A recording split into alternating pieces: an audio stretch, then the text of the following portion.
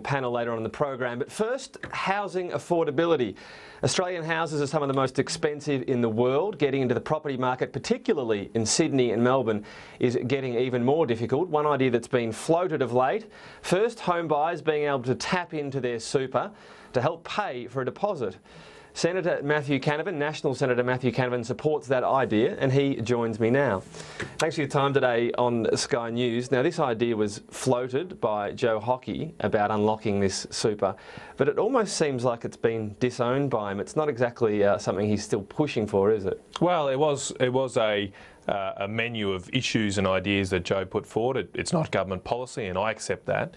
But I think we shouldn't be afraid to talk about big issues and ideas in politics. It's something I put in my first speech because unlike perhaps most in this building, I'm relatively young coming into the Senate.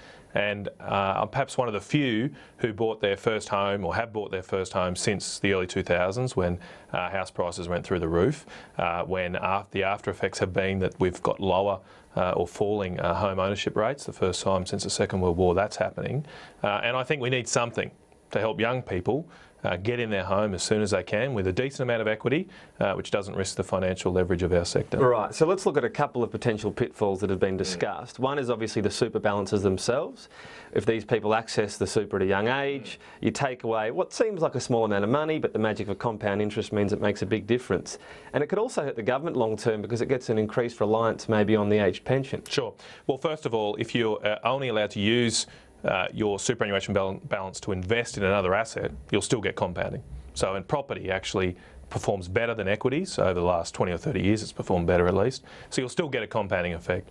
The second thing is, I would support or only support a model that allowed or required people to pay back that money over time. So back into their superannuation. So it exists in Canada, where 1/8 of home buyers use the system. It's a fair percentage, and they have to, after they're 35 years old, make larger contributions to their retirement superannuation if they've taken out money before they're 35. Another issue, of course, is whether it works, and by that I mean everybody has super. If everybody can access it all of a sudden, realistically, if the market accepts that, sometimes all you get is more expensive houses. That is a risk, but unless you think that the supply of housing is completely unresponsive to demand or completely unresponsive to price, you'll still get a benefit because you'll encourage more housing and you'll encourage more affordable housing if you're providing this kind of assistance. Now, you hope it actually boosts supply. Well, it should. In any market, if you boost demand, you should boost supply. Now, yes, in some parts of our country, particularly inner city Sydney, there aren't a lot of extra options for supply other than building up rather than out. But where a lot of first home buyers buy their first home, where I bought my first home, was on the fringes of a city where there aren't necessarily or shouldn't be restrictions on land. There's plenty of land available in this country. And if that became available, we wouldn't push up prices by just making more people get in their first home. And this is a big issue for you. You crossed the floor related to this last week. Look, I admit that there are always two blades to the scissors. You know, there's not one blade that does the cutting. And while this particular proposal on superannuation is focused on demand, there are also many and perhaps more important issues on the supply side of our housing market.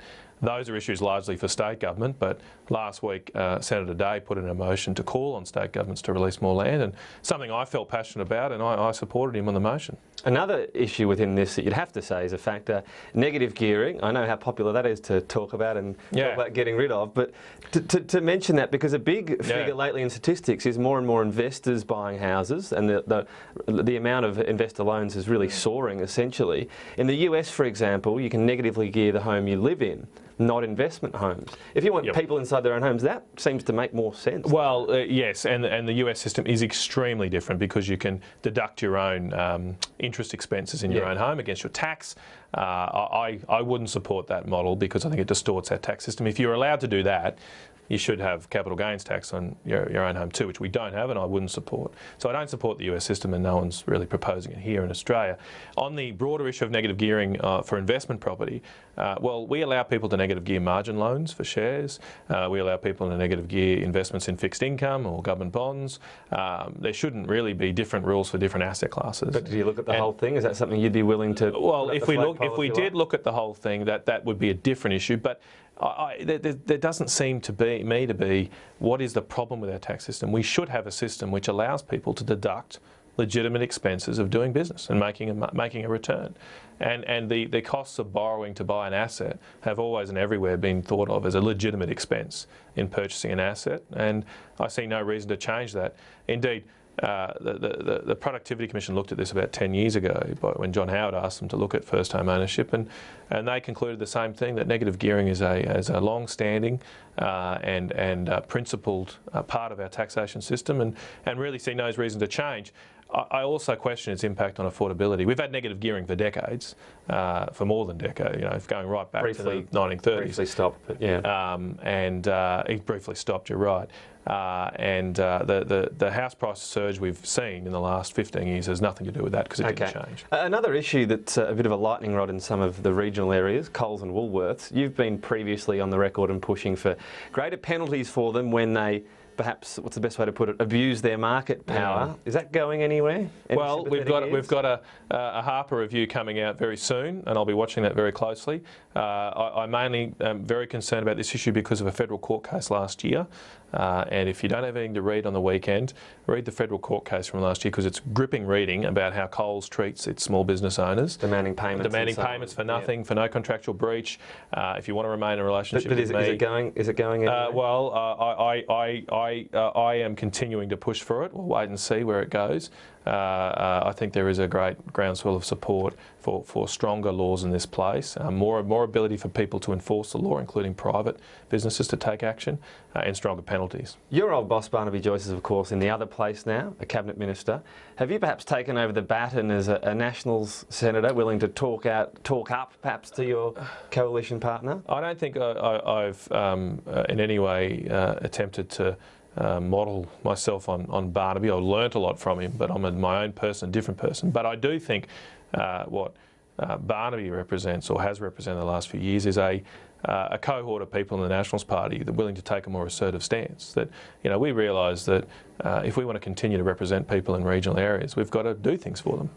And our relationship with the Liberal Party and coalition is a business relationship, and like any business relationship, you expect to get certain outcomes from that relationship, and particularly outcomes for your people. Are you happy with it at the moment? Oh, look, I think it's been a fantastic first year and a half. We've got, particularly on agricultural side of issues, we've got more live export markets open, more trade markets open. Beef prices are at record highs, land prices are up by about a quarter. Those are fantastic outcomes. But there are always going to be more things that our people demand of us and that we're going to have to fight for. Very quickly, you've had a presentation from the Treasurer today on the budget, the next one. Yep. There's a real shift, isn't there? It's about nursing the economy through, more worried about growth. The cuts, any ones we see, are going to be fair. There's a much more vague aim about the surplus. It almost sounds a bit like Labor, doesn't it? A surplus one day. No, actually, I don't think there has been any shift. The budget last year was interpreted in a way as if there was lots of harsh, imminent cuts made in May last year, but that actually wasn't the case. The strategy last year was to get the budget back to some health over time, and many of the changes the Treasurer made and announced last year had their impact over a long period of time, not straight away. And beyond. And so that is going to continue, and that is the most responsible approach in my view, because the economy doesn't need shock treatment right now, but it does need a change of direction. Okay, we're right out of time, but Matthew Canavan, thanks for your time today on Sky News.